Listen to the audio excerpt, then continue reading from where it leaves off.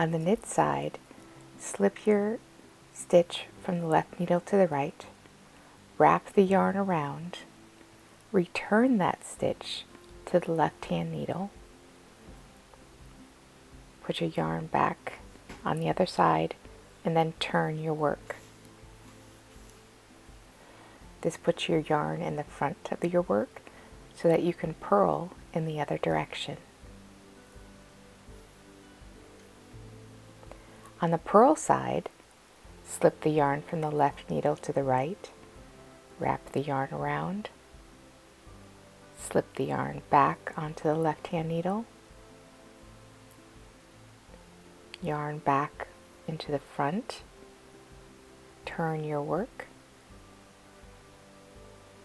and your yarn will be in the back so that you can knit in the other direction.